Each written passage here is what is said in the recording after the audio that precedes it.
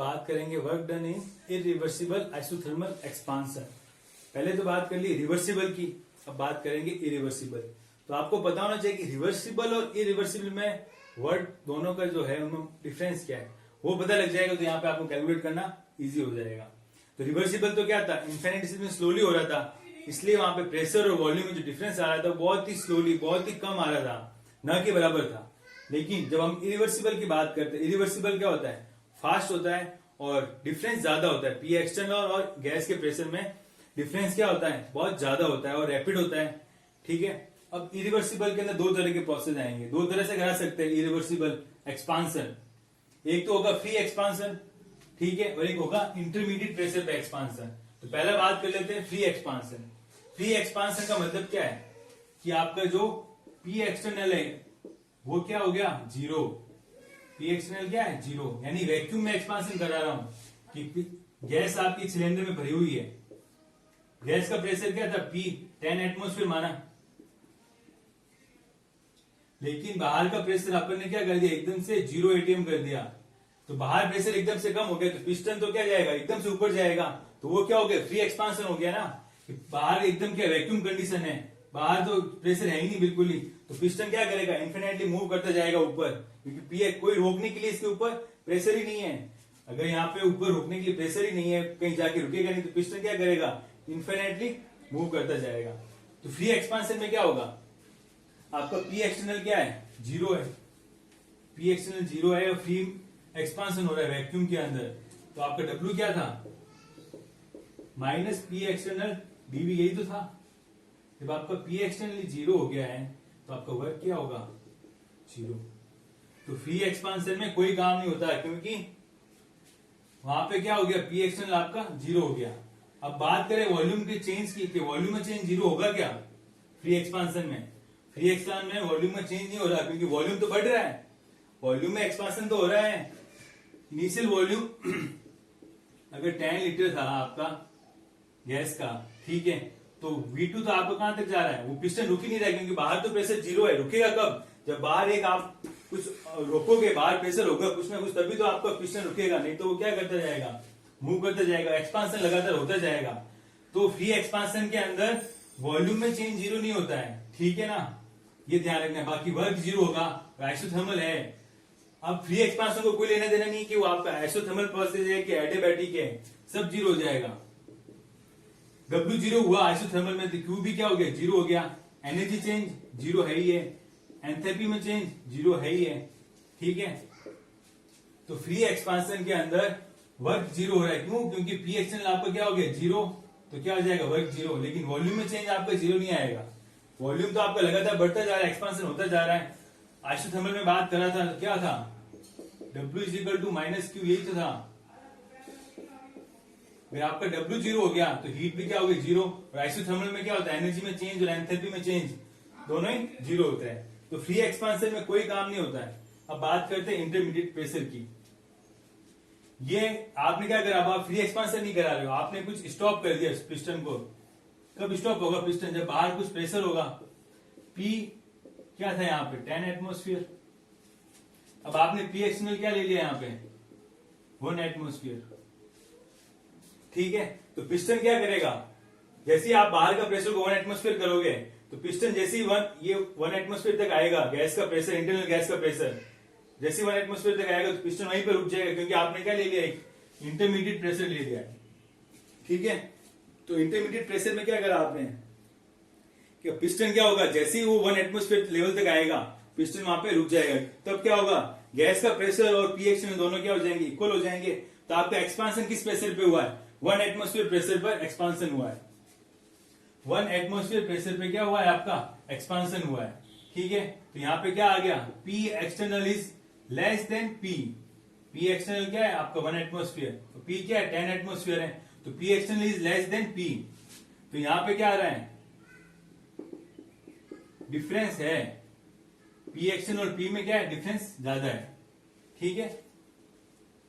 तो अब क्या हो गया यहाँ पे आपका W माइनस पी एक्सटर्नल और डेल्टा V। अब रिवर्सिबल में क्या हो रहा था, प्रेशर और वॉल्यूम में दोनों में चेंज आ रहा था।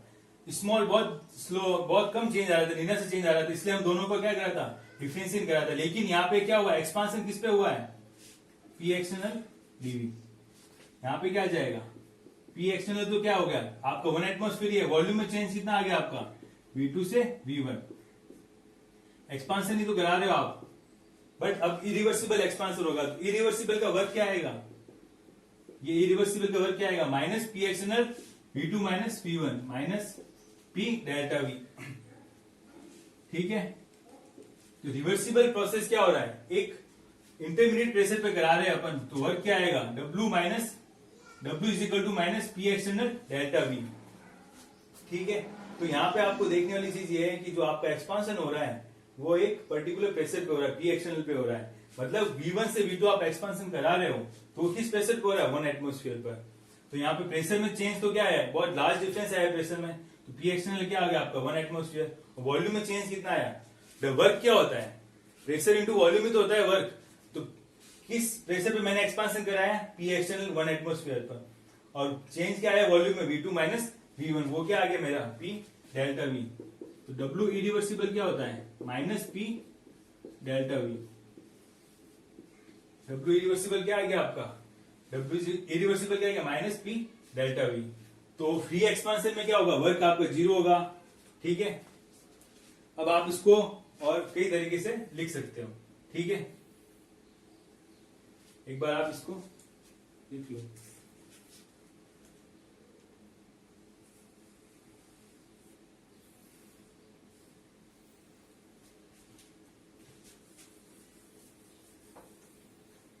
अब आपका फॉर्मूला क्या है W इरिवर्सिबल का,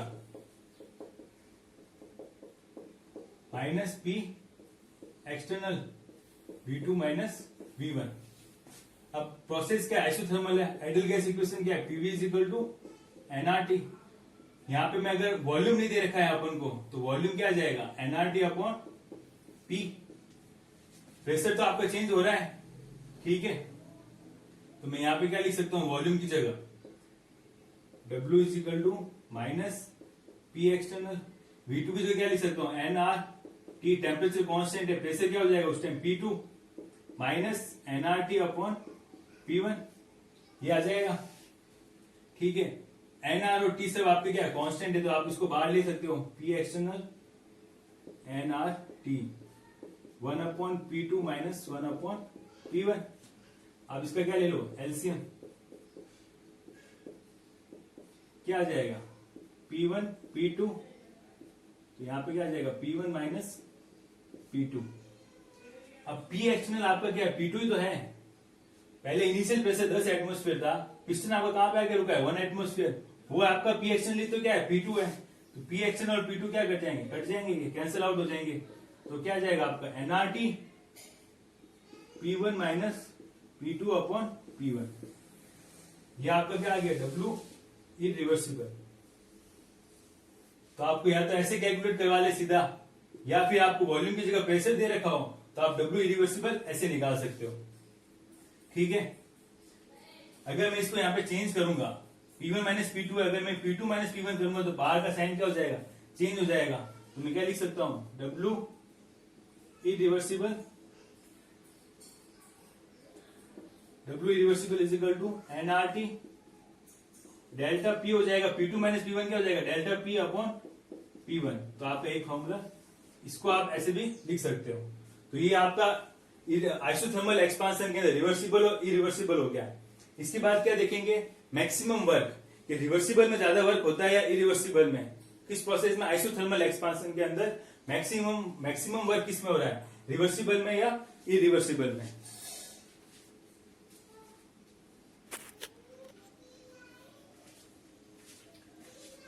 अब बात करेंगे कि जो मैक्सिमम वर्क वो रिवर्सिबल में ज्यादा हो रहा है या इरिवर्सिबल में, कि जो W आ रहा है वो रिवर्सिबल का ज्यादा आ रहा है या इरिवर्सिबल का, वो कैसे पता करेंगे।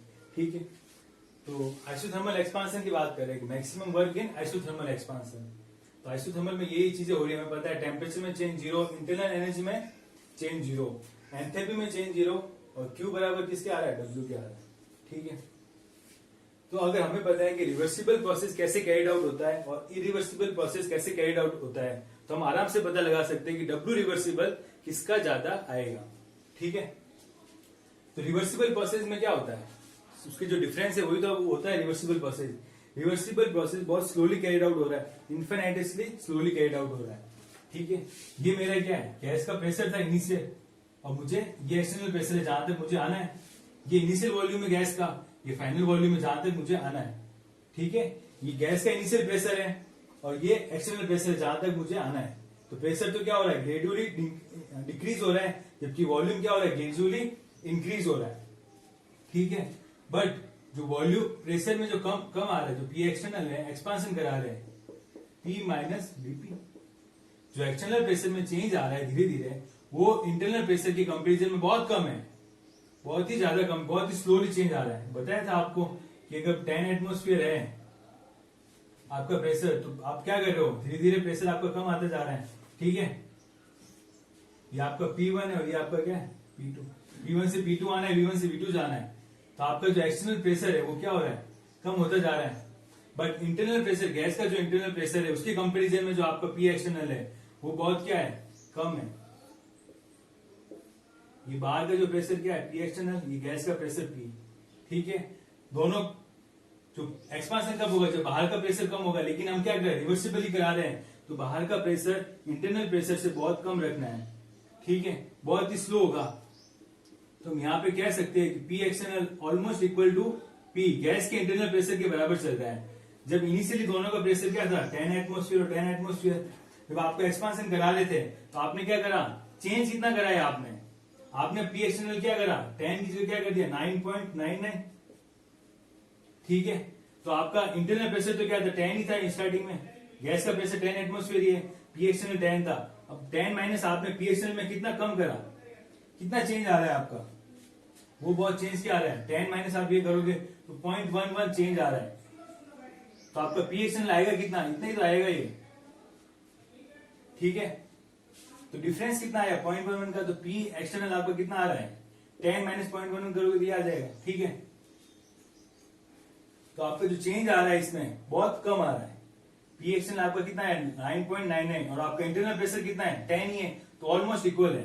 तो रिवर्सिबल प्रोसेस के अंदर जो पी एक्सटर्नल होता है वो गैस के इंटरनल प्रेशर के ऑलमोस्ट इक्वल होता है। ठीक है, तो जितनी बार हम यहाँ पे रिवर्सिबल प्रोसेस क्या होता है, बहुत स्लोली कैरिड आउट होता है,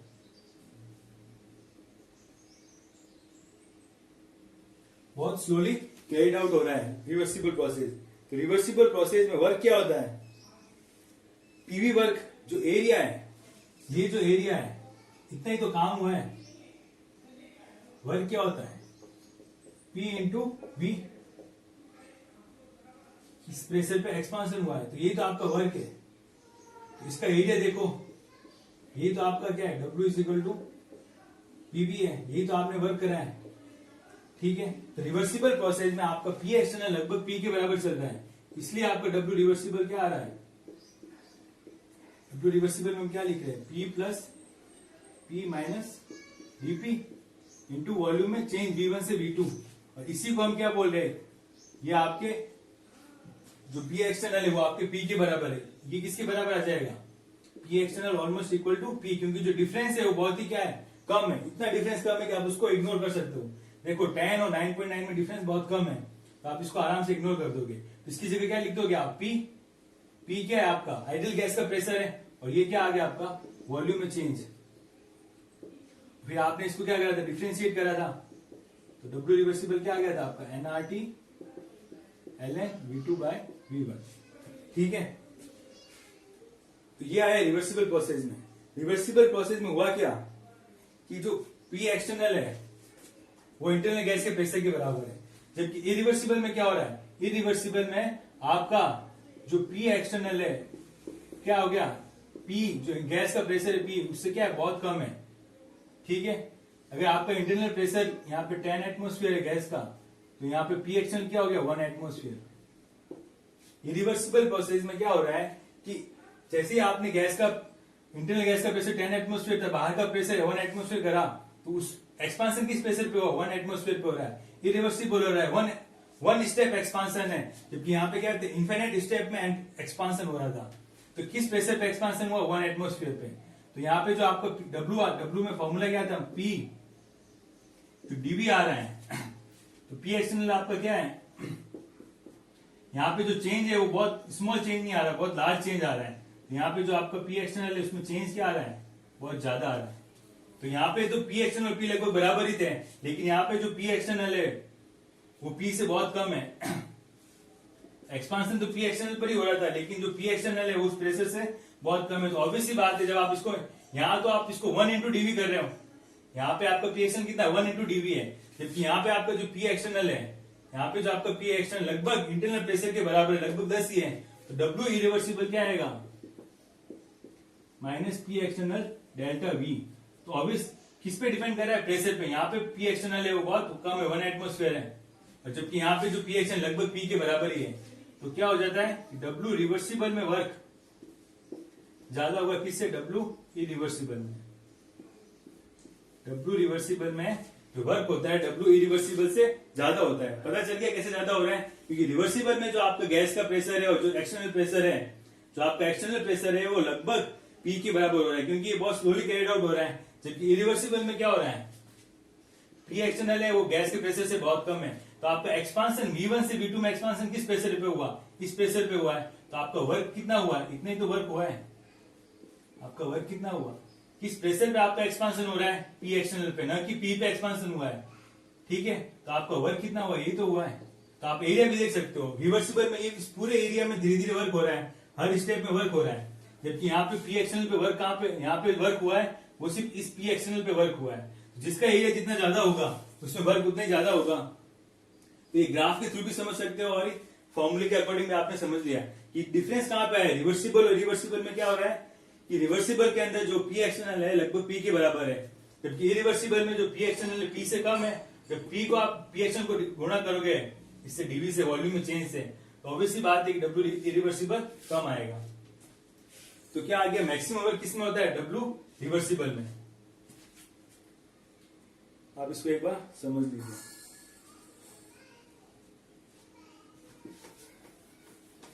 अब बात करते हैं, ये तो पता चल गया हमें कि डब्ल्यू रिवर्सिबल,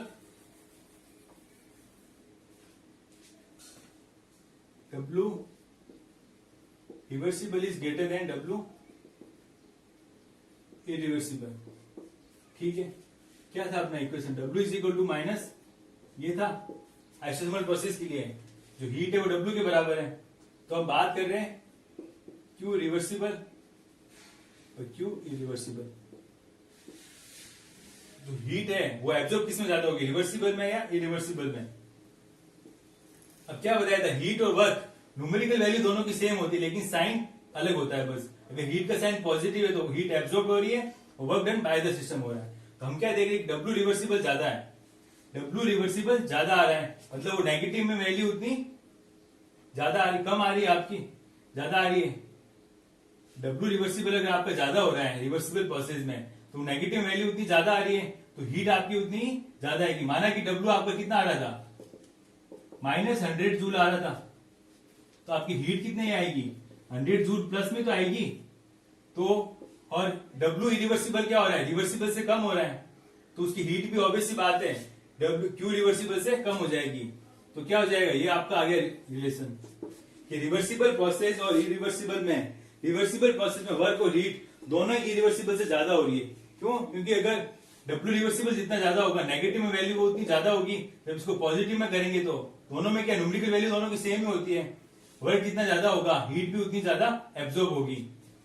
और इरिवर्सिबल में क्या हो रहा है, वर्क भी कम हो रहा है तो हीट भी कम एब्जॉर्ब होगी। तो ये क्या आ गया, डब्ल्यू रिवर्सिबल में वर्क ज्यादा होता है और डब्ल्यू रिवर्सिबल में हीट ज्यादा एब्जॉर्ब होती है। और फ्री एक्सपांशन में आपका डब्ल्यू क्या होता है, 0। तो आपने ये कंपैरिजन पढ़ लिया कि डब्ल्यू रिवर्सिबल और इरिवर्सिबल, डब्ल्यू रिवर्सिबल और इरिवर्सिबल में कैसे उनके फॉर्मूले डिराइव होते हैं और कैसे उनको यूज आ रहा है कि किसमें वर्क ज्यादा हो रहा है, किसमें कम हो रहा है। और ग्राफ के थ्रू भी आप समझ सकते हो कि रिवर्सिबल और रिवर्सिबल में जिसका जितना ज्यादा एरिया होगा वर्क उतना ही ज्यादा होगा उसमें। ठीक है, आज की इतना ही है। आगे अब एडियाबैटिक प्रोसेस की बात करेंगे। एडियाबैटिक प्रोसेस में हम कैसे कैलकुलेट करेंगे इंटरनल एनर्जी, हीट, वर्क और ये सब। Okay, thanks.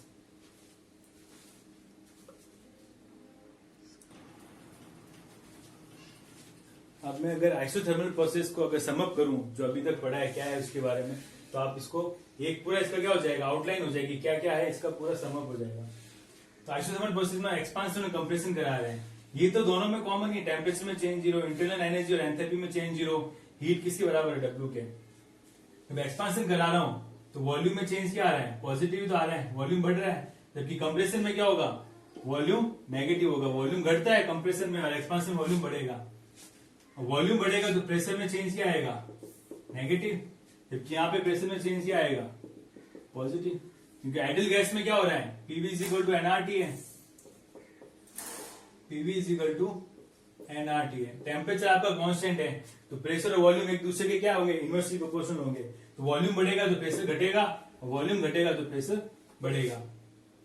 दोनों में क्या हो रहा है, इंटरनल एनर्जी में चेंज जीरो, क्योंकि आइसोथर्मल प्रोसेस है, इंटरनल एनर्जी में चेंज जीरो, एंथैल्पी में चेंज भी क्या होगा, दोनों में जीरो। ठीक है, अब बात करें किसकी, हीट कैपेसिटी में चेंज। तो हीट कैपेसिटी क्या थी, सीपी इज इक्वल टू क्या था, delta H upon delta E. CP क्या था, delta H upon delta T. तो डेल्टा एच क्या आ जाएगा, सीपी डेल्टा टी। जब टेम्परेचर में चेंज जीरो हो रहा है तो एंथैल्पी जीरो है, तो सीपी क्या आ जाएगी, ये भी क्या हो गया, जीरो हो गया। तो एंथैल्पी में जो हीट कैपेसिटी है कांस्टेंट प्रेशर पे, वो भी जीरो। इसी तरह सीवी क्या होता है, delta E upon delta T, दोनों ही जीरो है, तो क्या हो गया, सीवी भी जीरो हो गया। ठीक है, एक्सपांशन में क्या होगा, एंट्रोपी, एंट्रोपी क्या होगी, डेल्टा जी बराबर क्या हो जाएगा, नेगेटिव। क्यों, डेल्टा जी क्या होता है, delta H minus T delta S. और एक्सपांशन में क्या हो रहा है, एक्सपांशन में एंट्रोपी बढ़ती है, तो डेल्टा एस यहाँ पे क्या है, पॉजिटिव है। तो डेल्टा एस तो जीरो हो गया, ये पॉजिटिव और ये नेगेटिव मिलती क्या जाएगा, डेल्टा जी नेगेटिव। कंप्रेशन में जैसे इसका उल्टा चलेगा, कंप्रेशन में क्या हो जाएगा, डेल्टा जी क्या होगा आपका, पॉजिटिव, तो डेल्टा एस क्या होगा आपका, नेगेटिव। और सीपी और सीवीपी यहाँ पे क्या होंगे, जीरो। यहाँ पे हम हीट कैपेसिटी में चेंज की बात करें, कांस्टेंट प्रेशर पे हीट कैपेसिटी में चेंज और कांस्टेंट वॉल्यूम पे हीट कैपेसिटी में चेंज, दोनों में क्या होगा, जीरो, क्योंकि टेम्परेचर भी जीरो हो रहा है। टेम्परेचर जीरो होते ही इंटरनल एनर्जी में चेंज जीरो हो जाएगा और एंथैल्पी में चेंज जीरो हो जाएगा। ठीक है, जूल्स ने यही तो कहा था कि जो जितनी हीट दोगे उतनी वर्क में कन्वर्ट होगी, तो उसने इस फॉर्म में इसको बताया। ये क्या फर्स्ट लॉ के अकॉर्डिंग कि कांस्टेंट टेम्परेचर पर वॉल्यूम में चेंज करने पर, कांस्टेंट टेम्परेचर पर वॉल्यूम में चेंज करने पर इंटरनल एनर्जी में चेंज क्या आता है, जीरो। ये क्या था, जूल्स लॉ ने बताया कि कांस्टेंट टेम्परेचर पे मैं अगर वॉल्यूम में चेंज कर रहा हूं, एक्सपांशन या कंप्रेशन करूंगा, तो इंटरनल एनर्जी में चेंज क्या आएगा, जीरो। ठीक है, किसके लिए था ये, आइडियल गैस के लिए। आइडियल गैस के लिए कांस्टेंट टेम्परेचर पर अगर वॉल्यूम में चेंज कर रहे हैं तो इंटरनल एनर्जी में चेंज क्या आएगा, जीरो। अब जो आपने W रिवर्सिबल निकाले इसको फॉर्मूला लिख सकते हो, minus nRT ln V2 by V1। W irreversible क्या आया था, P एक्सटर्नल डेल्टा V, या क्या आया था W इरिवर्सिबल,